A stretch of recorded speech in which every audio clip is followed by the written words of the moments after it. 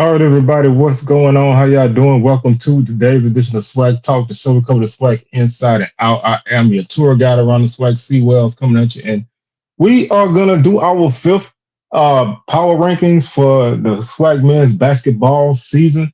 I will be doing standings breakdown, taking a look at the conference races. I'll probably do that after this upcoming weekend.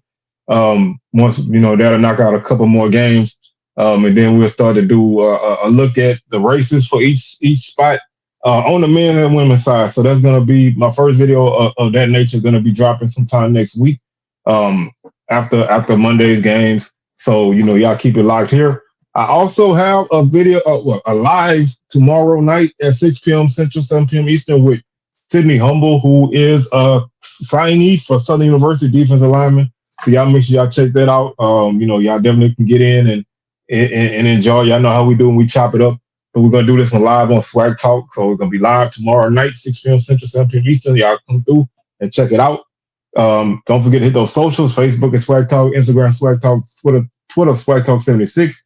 Like the video, comment, and share your thoughts, and hit that notification bell to be alerted when any videos drop, like this one right now. And don't forget to subscribe to the channel, which definitely always appreciate it. So thank you very much. So let's go ahead and jump into it, man. Like I said, I'm gonna try really hard to not have this as long as these other ones been. So I'm gonna try to do it a little differently. Um, and we work in progress. Y'all know how we do. So let's start off with number 12. Back in the number 12 spot is Valley. Valley was able to upset Pine Bluff. I guess you can call it upset. They were able to beat Pine Bluff a little while ago, and now they're back on their typical losing trail. They are 1-10 on the season, and 3-21 overall. They were 11 last week. They went 0-2 this past week. Neither game was close. Got blown out in both games. They get Bama A&M and Bama State at home this weekend, but they are back in their familiar 12 spot after a brief vacation out of it. I hate to say this about this team, but and I always try to say things nicely, but this team is bad. This is a bad team. Even though they beat Pine Bluff, this team is a bad team. They scored 79 points against Pine Bluff. Um, these two games, they scored 83 combined points in two games. So they scored 4 points more in two games than they did in the one game against Pine Bluff. They were never in either one of these games against Alcorn or Jackson State. Losing to Jackson State 92-44. They lost to Alcorn 86-39. Just really ugly games. They I don't know. I really don't know how to really put it. They only shot 30% against Alcorn from the field. They shot 27 from three. They just they don't get very many rebounds. They just nothing's going their way. Even though they picked up a win, nothing's going their way, and they they almost to the point where if you're a good team, you can almost look at these guys and say this is a dub for you. Minus Pine Bluff, who's had their struggles. I think everybody else that plays this team is gonna beat them.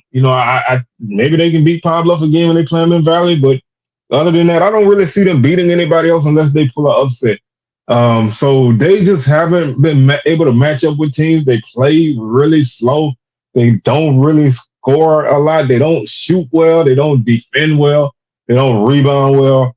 I think this team is worse than they were last season because last season at least they had Raekwon Brown who could go for 25 points a night. But these guys here, they're trying hard. Don't get me wrong. I know they're trying hard, but it's just not there for them right now. If you coach Ivory, you got to look at yourself a little bit. He is the interim AD and he's the head coach. So you might have to call yourself into the office and have some kind of meeting, what I'm saying, state of the union of this team, um, Valley's a tough place to prosper in any sport. So you're always gonna give them some grace. But this weekend was horrible. Yes, they were road games, but this was horrible. You didn't even score 50 points in either game. you're bad. You're just not present, and that makes it tough. So we'll see where they go from here. Maybe they can steal a win at home, and kind of salvage some things. But as far as the tournament goes, I don't think this team has any chance of making it. Um, and I'm not trying to pile on these guys. I'm not trying to do that.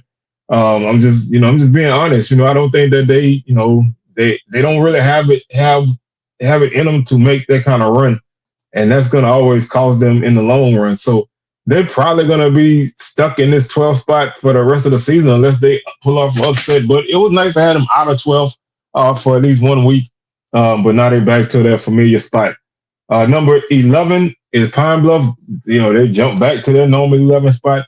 Um, Interesting week for this team. They played 3 games this week because they had a game against Texas Southern on Tuesday, which I counted into this week instead of last week. So they played 3 games this week and they went 1-2. They upset Texas Southern at home. And so that at least shows that this team has some kind of a pulse. And I think the potential for this team is there.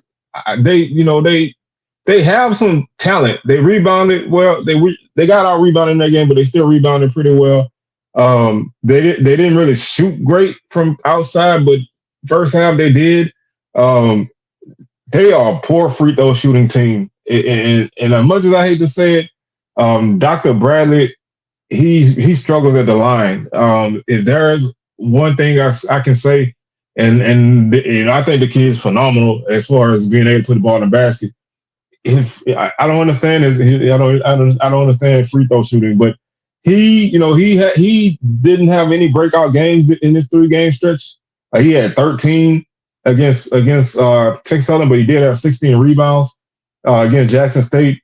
He finished with 15. I mean, Alcorn he finished with 15 against JSU. He finished with 22, so he did have 1 game over 20 points, but the thing I noticed about him is he's not really a shooter from outside. So if you can kind of keep him from, you know, getting in the lane and getting those little runners and floaters and layups, he's not gonna really go out of his way. But he had a triple double against JSU, so in a blowout loss, but he did have a triple double, 22, 10, and 10. So I mean, all in all, that's not a bad game. But when you look at it as a team thing, that's not great. But he does lead. He leads the team in scoring and rebounding, and it's not just him. It's not just him. But teams have found out that if you limit him, other guys aren't really going to kill you. And so it's important for them to kind of, in this last couple of weeks, kind of try to find some footing. I mean, they're not out of it per se. I kind of look at them a little bit different than Valley. They're still 1-10 in conference and they're 4-19 overall. But I think that they have a guy that can go off for 30 on a night. If you can get anybody else to hit 12 to 15 points with him, that gives you a chance. But they don't really defend well, and that's to me that is what keeps you from winning games. That keeps you from from beating those teams that you have to beat. I mean, you're gonna have to upset somebody to get into the tournament because you're gonna have to jump somebody to get there. And so they have to they have to improve their free throw shooting. They still need a consistent second option. I think as much as as odd as it sounds for a guy that's scoring 20 points a game, I would like to see Dr. Bradley be a little bit more aggressive. Sometimes I think that he kind of lets the ball move away from him and doesn't really command it. But he also distributes. He picks up assists. So I'm not gonna knock a guy for passing the ball to his teammates. But sometimes I think maybe a little bit more, maybe a little bit more of me, and a little bit less we. But I mean, you're 1-10, so you let it fly, man. Let it fly. They they also are on the road this weekend. They go into Bama State and Alabama A&M. They play these two teams at the beginning of the season, and they lost them both. Um, they lost to Alabama A&M by 10. In the opening game of the season. They lost to Bama State by 2. So they were competitive on the road in those opening games. So if they can come home and play well, with with what's going on in front of them, with the team directly in front of them, there's a possibility that if they could find some kind of way to steal one of these games, or even both. I'm not saying they will, but they do have the potential. If they can do that, they can find themselves in that 10th spot to make the tournament. And again, with a guy that can go for 30, and a team that's not scared to shoot the three in a one and done situation, teams like that always make me nervous. Now, because they don't really defend well, the odds of them beating you are not as great. So I really think that you got to kind of, hedge your bets one way or the other. But I like this team in certain aspects. Other aspects I don't, but that's why they're stuck at 11 right now. Moving on to number 10, and this team's been mired in the 10th spot for about 3 weeks. And if it wasn't for Pine Bluff and Valley, I would drop them lower. I mean, I would drop them. I would if either one of them teams below them won another game or two, I would actually put the team last.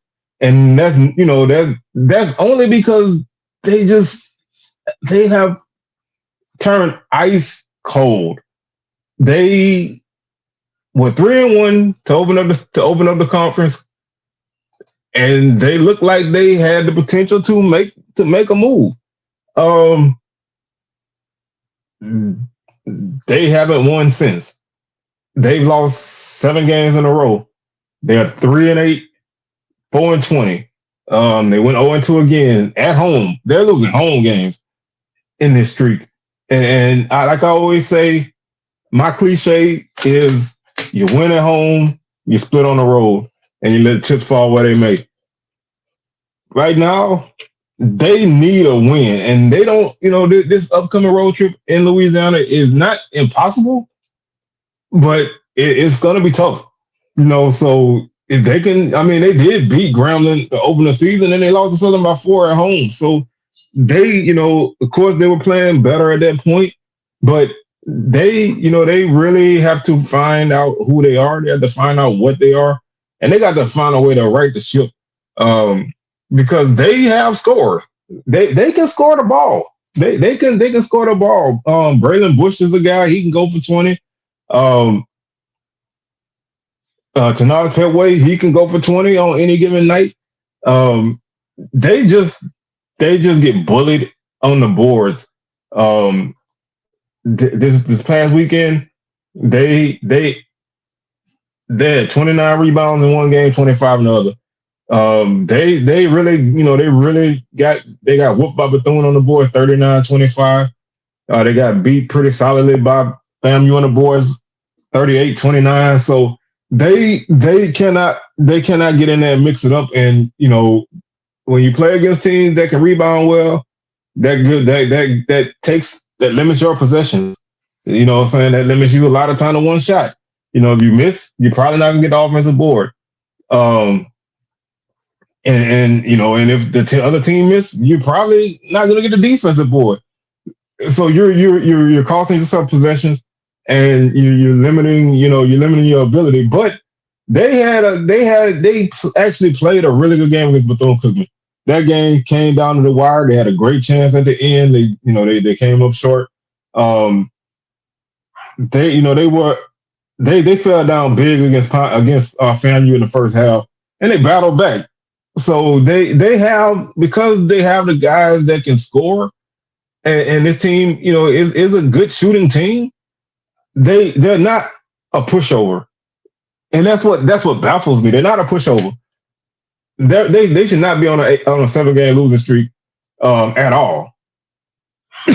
So if you're PV, you can say, we coach this, coach that, but you really need to start trying to find a way to start stacking some dubs, and it starts on Saturday. So they have to find a way to pick up some wins. They have to find a way to kind of get themselves back on track and get out of that 10th spot, because they've been in that 10th spot for a long time. And unless one of them team below them do something, they're gonna be in the tournament And it was a 10 spot. Who knows? Who knows how long this streak gonna last? But they probably not gonna win very many more games after this. Um, and you're probably gonna be one and done in the tournament unless things turn around quickly. So I really hope they can get it together because, like I said, when I see teams with guys that can put the ball in the basket, there's no reason for these guys to not be winning. And so, other than like I said, other than the obvious fact that they just can't rebound to save their life, um, they just they just nothing's going right for them, and so they're gonna have to find a way to win a game somewhere and try to get some positive momentum going. Another team that's kind of been slipping and sliding, kind of up and down, not really making a move, but not really falling too far, is Alabama and them. Last week they were number 8. They dropped to number 9. They went 0-2 this past weekend, losing to Southern Grambling. Um, this is another team that kind of made me scratch my head. They're 3-8 and 7-15. Um, they go to Valley and Pine Bluff, so they have opportunity to get themselves back on track. Um, this is a team that can score points. They average in the high 70s. They play one of the faster paced offenses in the country. They rebound well. They block shots well. They shoot a ton of threes. They don't necessarily make a lot of them. That's one of their downfalls. And they turn the ball over a lot. But this weekend, I don't think turnovers were their issue. And so they only had 25. They had 26 turnovers in 2 games. At one point, they were averaging 20 turnovers a game. So they really have improved that. Um, they shoot a lot of threes. They shot 24 against Southern, 28 against Brown. They made 8 in both. Um, everybody got the green light to shoot, which is fine, but you have to knock them shots down. Um, And so that's really, I think that's really where their weakness is. They just can't consistently knock down shots. Lorenzo Downey's a guy that can score and rebound for you. Chad Moody is another guy that can play for you. Um, AC Bryant, is a guy who can score at times. They do have those guys, but um, we just it's just not coming together for them right now. So they're not in a bad spot at number 9. They have the possibility to move up a couple spots if they win. Um, I still think this is a dangerous team, and that's why they're a team that made me scratch my head for a different reason because I know with the style of ball they play, they should win more games than they're doing, and so they were tit for tat with Southern on Saturday until they went cold. They were tit for tat with Grambling until Grambling pulled away. So I think they're gonna be one of those kind of teams. They can run, they can dunk, they can. They're not scared to shoot. They just don't make a lot of threes. So maybe they need to pull back some on the green light. Um, or I don't know what they need to do, but they're another team that's kind of benefiting from the bottom being so bad. They don't really have a lot of room to go down. So they're 2 games ahead of the teams in the 11th to 12th place. So unless they get swept by them 2 teams, they're still going to be in a good spot in terms of making a tournament right now. So the bottom being so bad really help this team to stop from falling, but the middle is so packed of even teams that it keeps them from moving up. So they're gonna have to find a way to kind of get themselves in get themselves in like a 7 or even a 6 if they can win and avoid that play in, because there's a 10-7 game to get in basically to get into the tournament and an 8-9 game to get into the tournament. So you wanna avoid those because that's an extra game of basketball you got to play besides the other 3 that you have to play to win the tournament. If you can limit the amount of games that you play, that's gonna help you a lot, especially if your team is not consistent. But the Bulldogs are the definition of inconsistent right now, and we're gonna see if they can improve. Number 9 is Grambling, and Grambling's playing. Excuse me, number 8 is Grambling, and Grambling's playing a lot better. They swept this road trip. They went 2-0 in Alabama, which both games were good. They led Bama State pretty much wire to wire. Contavious Dozier had 30 points in that game. That was the kind of game I've been looking for him. Right now they're 5-6, and right now they're 5-6 and 7-16 right now. So they moved up from number 9 to number 8. And I still think this is the kind of team that's gonna continue to be right in that 5, 6, 7 range. Gremlins, they're kind of starting to find their footing. They're still not what we would consider Gremlin, but they're a dangerous team. And so I really feel like if you allow this team to get going, they have as good a chance as anybody to win this tournament, and that's what makes them dangerous. This is the kind of team I wouldn't want to play in the first round. Obviously, if you meet them in the second round or championship, you have no choice. But first round matchups, you kind of want to be able to, have a favorable matchup in the first round and let it go from now. I really don't want to see this team in the first round if I'm somebody that's a high seed, because even though they're not knocking it down from outside on a consistent basis. They did shoot a lot better from three in this weekend. They shot 42% from three against Bama State, uh, and yesterday they shot 41%. So they really shot the ball well this weekend, um, and so they did everything that you needed to do. Um, Last night they had four guys and four of their starters were in double figures, so they had more of a balanced attack last night as opposed to Dozier going ham. But they have guys that can score, and they're still trying to kind of put it all together. And this upcoming weekend is a very interesting weekend. They lost both of these games in Texas, so can they? If they can rebound and win these two games, you're looking at a team that's now 7-6, and that's a whole lot different in terms of standings than being 5-8. So there's an opportunity for them to take a big jump right now. So everything's right in front of Gremlin. I think they're a team that's gonna be dangerous. Like I said early in the season, I'm not counting them out no matter what. They are the defending champs until they're not. So they're gonna get that leeway from me until they can't get it anymore, which will be when they knocked out the tournament. So I think Grambling still has as good a chance as anybody in that top spot to get there. What they do when they get in the tournament, who knows? But I think this is a big weekend for them to be able to make a move. You got, like I said, you got to win at home. If you can win at home, yeah, you're gravy. So that's my number 18.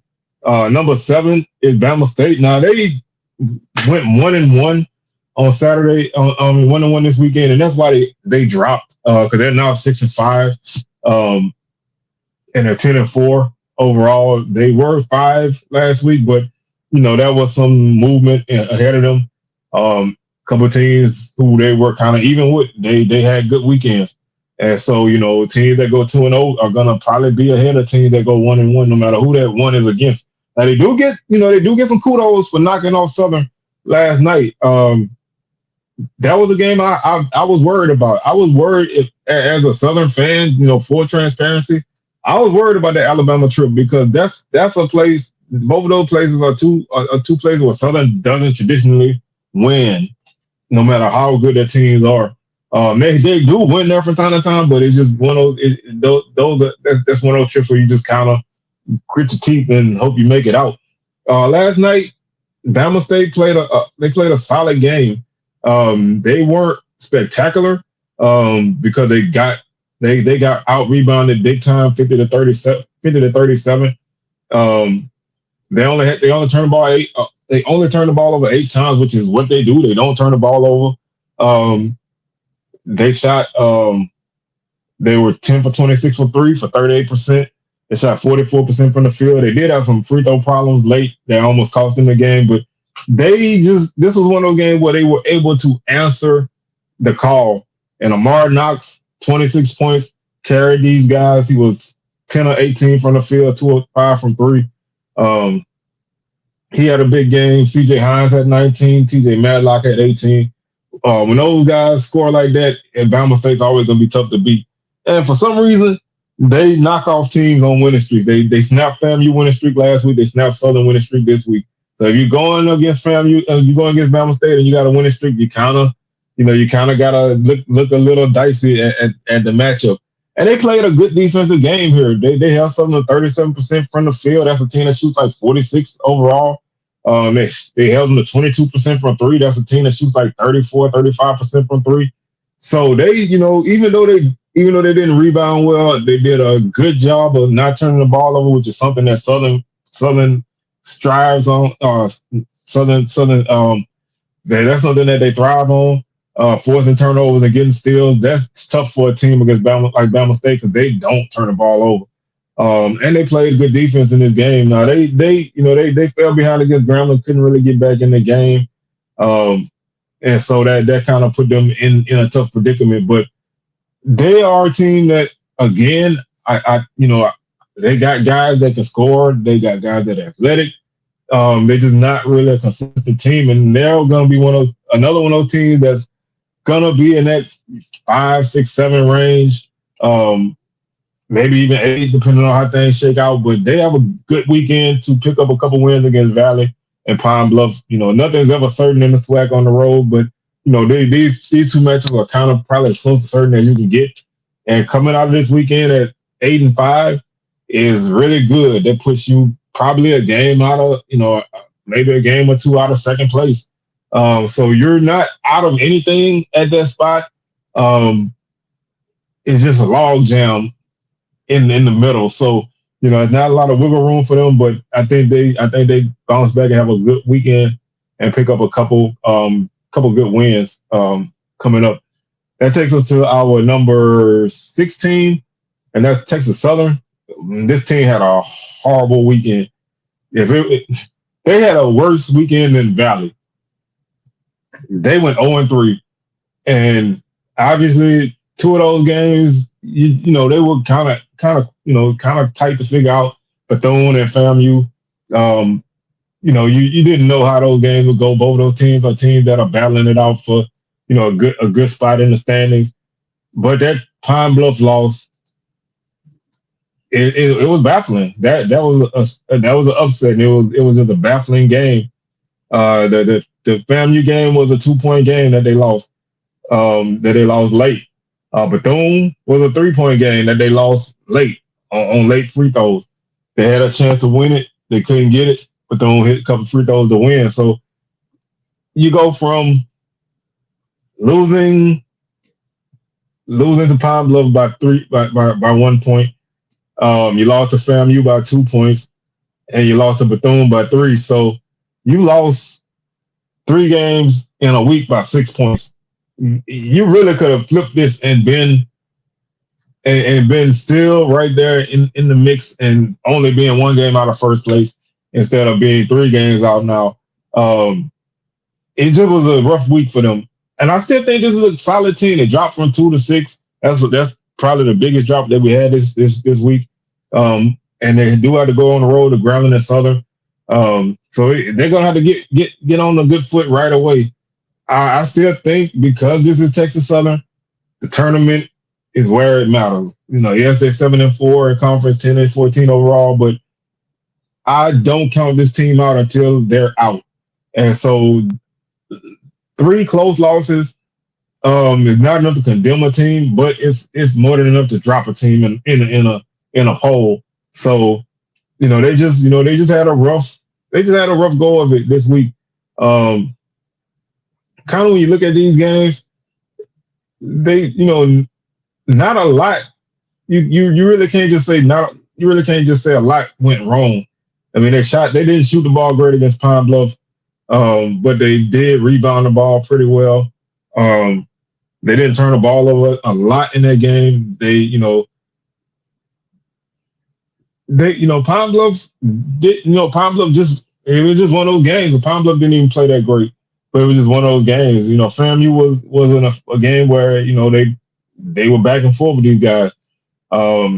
They shot a little bit better in this game, but they didn't shoot well from the free throw line, and they did win the rebounding battle, um, and they won the turnover battle. That's those are things that should lead to wins. And last night against Bethune, um, Bethune just was an extremely hot shooting team last night. When your opponent shoots 52% from the field, 56 from three, it's going to be tough. Um, they won the rebounding battle by one. Again, not a lot of turnovers. They won the turnover battle.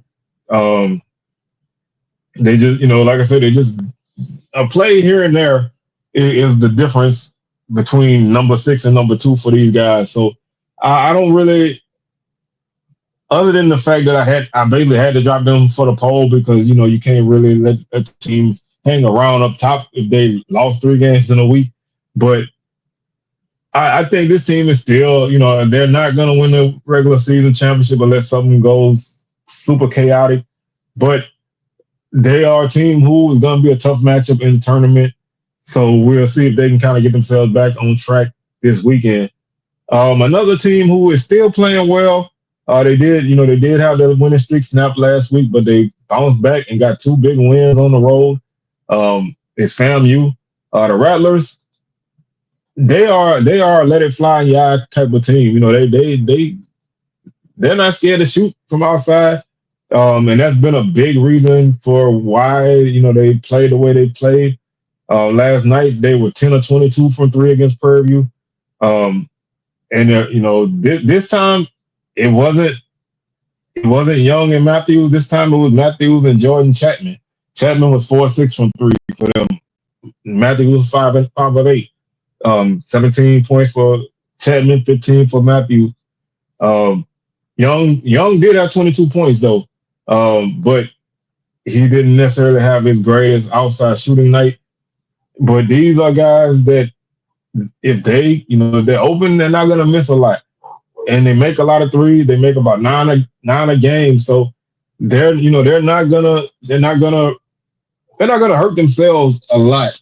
Um, they didn't turn the ball over a lot. They won the rebounding battle big, like I said in the Prairie View section. They were competitive on the boards against TSU. They lost that battle by 3. They did lose the turnover battle by 1, but they didn't shoot the 3 well in the game against TSU, but they still were able to win. Only Matthews had a great shooting night. Well, he didn't have he was 5 for 12. That's a good 3-point percentage. So they're gonna take and make threes. Your best bet if you're playing against FAMU is to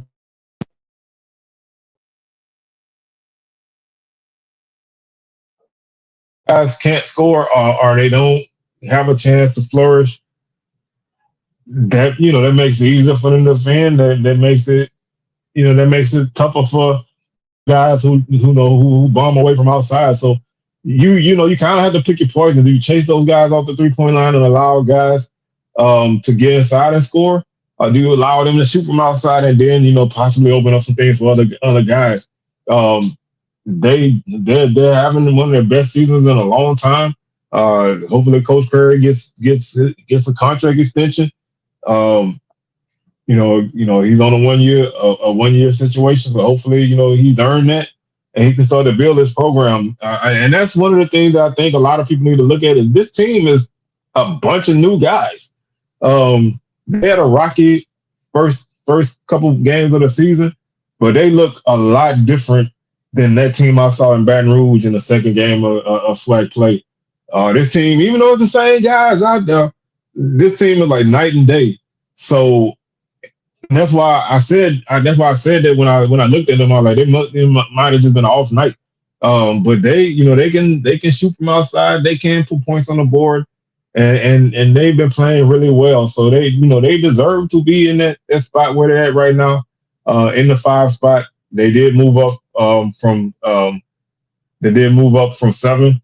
So they're looking to come home and capitalize against two tough opponents, Jackson State and Alcorn. If they can win both of these games, which they did on the road, you're looking at a team that's 9-4. And depending on what happens in the top of the conference, they could be a game out of first if they go 9-4 and things go haywire for the top teams in the division.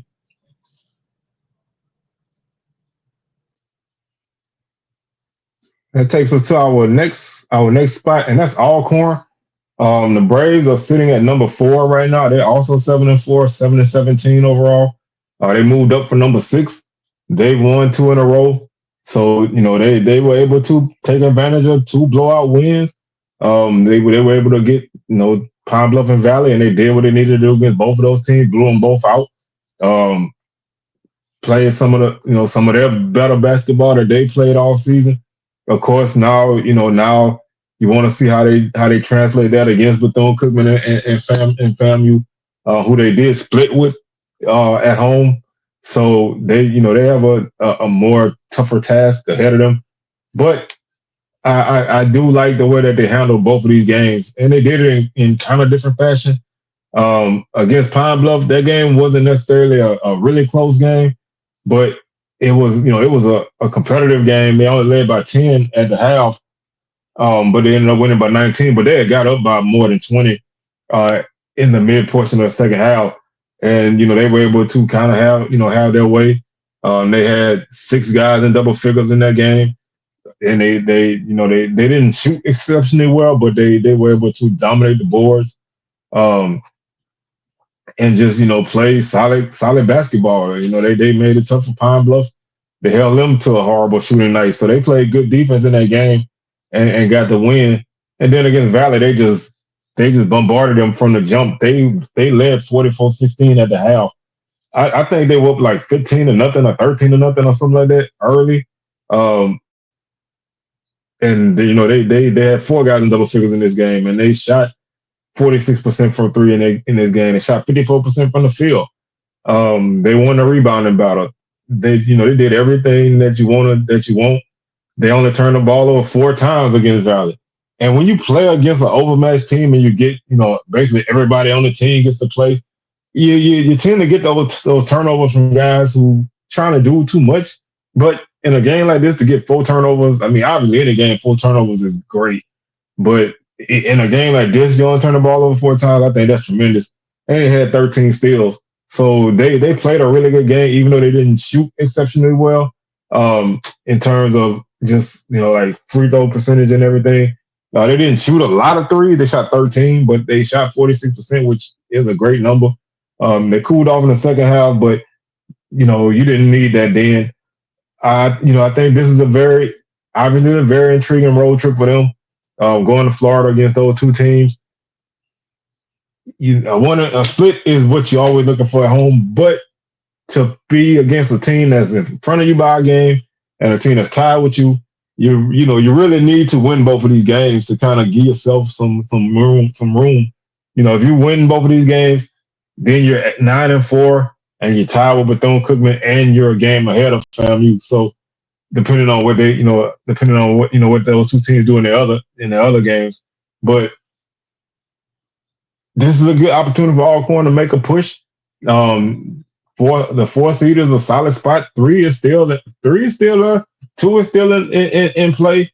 Um, Again, depending on what happens, with Southern, um, a run at the top is not out mathematically. I mean, realistically, maybe not, but mathematically, it's still there. They're only 3 games out of first.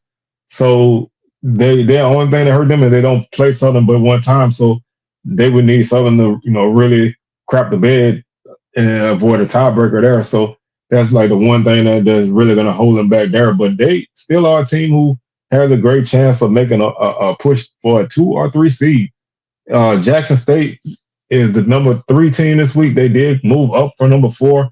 Again, just like Alcorn, they took advantage of those two matchups against Pine Bluff and Valley, and they were able to get two solid blowout victories. Um,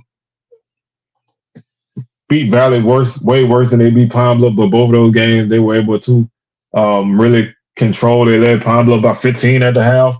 Um, Ended up winning by 16.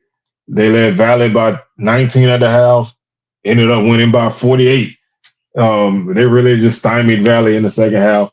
Um, and they did they did what Jackson State does. They scored the ball. They had 6 guys in double figures in the Valley game. They were they shot 45% from three, 51% from the field. They won a rebounding battle in a huge fashion.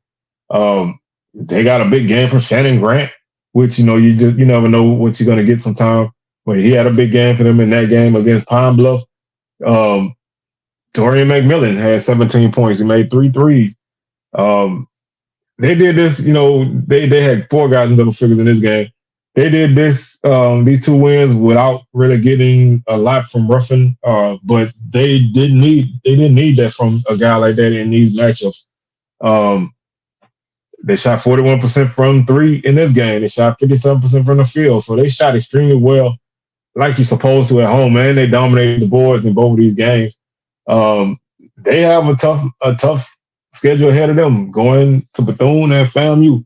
FAMU was able to upset them at the time. It was upset.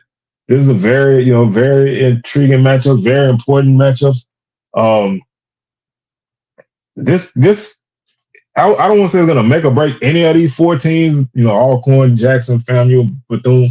But if you don't have a good weekend, you can find yourself on, kind of looking up. You're not on the outside looking in, but you're kind of looking up and trying to, get yourself back right. So with them being, they're still 2 games out of first. So they still have an opportunity to push. They don't have a tiebreaker against the first place team, so they would need them to lose 3 games. But they are still in position, and I still think this is a team that's gonna be a favorite to win the tournament. Um, they when they're playing good ball, they play good ball. They shoot the ball well from outside. They have a nice inside outside combo. They got a guard who can put the ball on the floor, get the basket, shoot threes, and distribute. Um, there's not a lot of flaws with this team, and so that makes them tough to beat. And they're gonna be in the hunt for the rest of the way. That takes us to our number 2 team, and that is Bethune-Cookman. The Wildcats had a good weekend. They did the Texas two-step, going 2-0, moving up from 3 to 2. Now they're 8-3, 11-13 overall. They have an opportunity, just like I said in the previous games, in the previous couple entries. They have a chance to kind of solidify their second place, and even depending on what happens in first place, put yourself in a situation for a first place tie. You never know. They're in a good spot right now. Um, they just have been so they survived these 2 games. They really did. They beat Prairie View by 3. They beat TSU by 3. So they won both of these games by 6 points. But they showed that they could handle adversity. Trey Thomas had 27 points against Prairie View. He was 9 of 20 from the field, 4 of 10 from three. He had 8 rebounds. So he had a big game there. And they're doing this without one of their top scorers, who's been out for a good portion of the season. Uh, they got 24 from Daniel Ruzon, and Khalil Kamar had 20 in this game. Thomas had 18. They got their work in this game for 3 guys, and they were able to really make it happen. Um, they battled on the boards. They ended up losing the rebounding battle by 1, but they battled there. They shot extremely well in this game: 52% from the field, 56% from three, and 72% from the line. This is a dangerous team. They are not a flashy team, but they're gonna play solid defense. They have guys that can score. They just not a team that's gonna run up and down the floor on you. But if you allow them to kind of dictate the way the game goes, then they're gonna be tough. And so I like I said, I'm super intrigued on these 2 games, and I said it like this is like the 3rd time in a row because these teams are 2, 3, and 4, and 2, 3, 4, and 5. So they all, I've said the same thing since the number 5 entry. I'm not going to talk about those games no more in terms of their importance because they are very important, and we'll see how they turn out.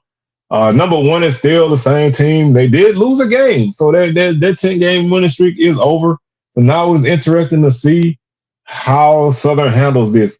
Um, our, I, I've been waiting for that shoe to drop. I'm gonna be honest with you. I've been waiting for that shoe to drop. Um, this is a team that's been, they've been fast starting. Not necessarily to this extent, but they were, I think, 10-2 at this point last season, and they ended up finishing what, fourth or fifth place. So historically, with recent history, Southern's shown that they're gonna fade late. A loss doesn't kill you. You went 1-1 on the road. You still got a 2-game lead over the rest of the conference. You're coming back home for 2 games against 2 teams that you beat already. Don't mean you're gonna beat them this time, but you already had some success. Um, the one thing, if you're a Southern fan, the one thing I would say you take solace in the game last night was Southern did not play. They did not necessarily play a great game against Bama State, but they were right there in it. They won the rebounding battle 50-37. They only had 8 turnovers in this game. Now they didn't force a lot of turnovers, like I said in my Bama State section. They didn't really force a lot of turnovers because Bama State doesn't turn the ball over much. But um, they did a lot. They just didn't shoot well in this game, which you're on the road. That happens sometimes. 37% from the field, 22% from three. Coming off of a game against Bama A&M where they shot over 50% from both spots, that's a difference. They won the bench battle 46-8, which is that's Southern's formula. They get points off their bench. They play a lot of guys and those guys score. Um, they were able to have 4 guys in double figures against Bama A&M, and they, like I said, they shot 51% from the field, 55% from three in that game. Free throw shooting really hurt them against Alabama A&M, but they were able to survive that. They shot 72% against Bama State, but they had some big misses late that could have changed this game. Um, so they a couple missed opportunities here and there. You're looking at a different outcome. So it's not a all hands on deck. Everybody panic situation. But if you really want to see how this team handles this, this is a tough 2-game stretch. Yes, Prairie View is on a losing streak, but Prairie View's a team. If you allow them to hang around, they're gonna pick up a win at some point. TSU is a dangerous team, even though they lost 3 games this past week. All 3 of those games were close. So, they're not a pushover. Nothing's given for a team that hasn't proven much. Nothing's given. I still think this is a good team. I think we're at the point now where we can say this is a good team, even though they lost. I mean, they're 15-9 and 10-1. So they're still looking at a good season regardless of what happens. They're guaranteed a over 500 record in conference play. They not necessarily guaranteed a over 500 record overall, but they in great spot for one. Um, like I said, they didn't play well and they still only lost by 1 point. I don't like moral victories, and I'm not making this one. But if you're looking at it from that perspective, then you gotta be okay with that. Next week we'll see how they do. So they could slide depending on what other teams do. They don't have a tight hole, but they got a decent lead. Not big enough to coast. There's still people not necessarily nipping at their heels, but they chasing them. So they have no room or reason to get comfortable. This loss is definitely gonna be important to see how they handle that. If they refocus, if they let one build into two, we'll find out on Saturday. So that's gonna do it for our show, man. I thank y'all for tuning in and rocking with me. We will be back tomorrow with a live edition of Swag Smoke at Swag Talk. I can't get my shows right. A live edition of Swag Talk at 6 p.m. Central, 7 p.m. Eastern. Then we have Swag Smoke on Thursday, 6 p.m. Central, 7 p.m. Eastern. Um, recap Saturday's games on Sunday, and anything else that comes up. So with that being said, man, I'm your tour guide around the SWAC Seawells, signing out, and I will catch y'all on the rebound. Peace.